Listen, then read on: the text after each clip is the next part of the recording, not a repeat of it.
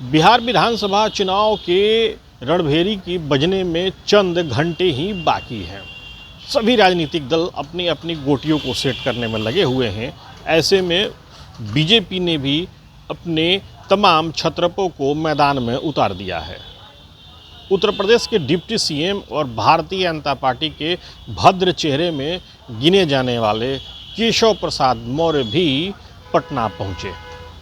दरअसल केशव प्रसाद मौर्य बिहार में विधानसभा चुनाव को लेकर के भाजपा की तरफ से सह प्रभारी बनाए गए हैं। उनके समकक्ष में सीआर पाटिल है, जबकि प्रभारी केंद्रीय मंत्री धर्मेंद्र प्रधान है। पटना आने के बाद केपी मौर्य ने कई मुद्दों पर अपनी बातों को रखा। सबसे पहले आप उनके बयान को सुनिए। वो वैसे कह रहे हैं कि आई लव मोदी कहा जा सकता, तो आई लव मोहम्मद क्यों नहीं? बिहार की जनता हर सवाल का जवाब विधानसभा चुनाव में देगी और भारतीय जनता पार्टी का गठबंधन बिहार के इतिहास में अब तक गठबंधन की जितनी बड़ी विजय हुई है, उससे बड़ी विजय 2025 विधानसभा चुनाव में होगी, ऐसा हमारा पूरा विश्वास है।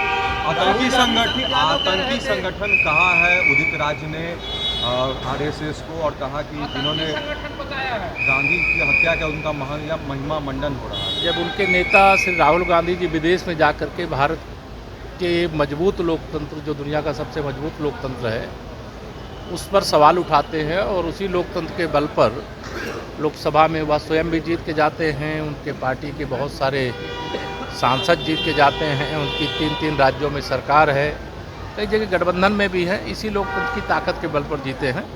ये अनर्गल प्रलाप करना कांग्रेस का, राष्ट्रीय जनता दल का, समाजवादी पार्टी का, इनका सबका आचरण है और इस सब सवाल का जवाब जनता देती है। हम लोगों को केवल जनता के बीच में रहना है और जनता का आशीर्वाद लेना है और लोकतंत्र मजबूत है। भारत के संविधान की जो शक्ति है, उस शक्ति के आधार पर निरंतर भाजपा प्रगति के पथ पर है, भाजपा गठबंधन प्रगति के पथ पर है। देश में हमारी तीसरी बार सरकार चल रही है और आगे भी चलेगी। संभल में उद्धव ठाकरे ने प्रधानमंत्री को लेकर के कहा है, उद्धव ठाकरे ने प्रधानमंत्री जी को लेकर के कहा है कि बेशर्म प्रधानमंत्री है। देखिए, हर गाली का जवाब लोग कमल का बटन दबा करके देते हैं और बिहार की जनता ने भी इतना अब तक महाराष्ट्र की जनता ने अभी सबसे बड़ी विजय, जब अभी महाराष्ट्र के जितने चुनाव हुए हैं उसमें सबसे बड़ी विजय भारतीय जनता पार्टी गठबंधन को वहाँ दिया है। गाली का जवाब गाली नहीं है, गाली का जवाब जनता देती है कमल खिलाकर। उत्तर प्रदेश में संभल में जो कार्रवाई हो रही है मस्जिद पर, वो वैसे कह रहे हैं कि मुसलमानों के धार्मिक स्थल को छीनने का प्रयास किया जा रहा है। अवैध जो कुछ भी होता है जांच कराई जाती है और जांच करके जो अवैध होता है उनको नोटिस दी जाती है।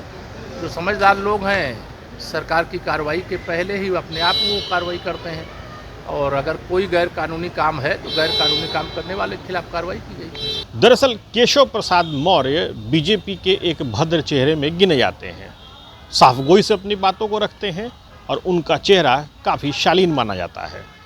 केपी मौर्य को बीजेपी ने बहुत ही सोच समझ के बिहार में चुनाव का सह प्रभारी बनाया है।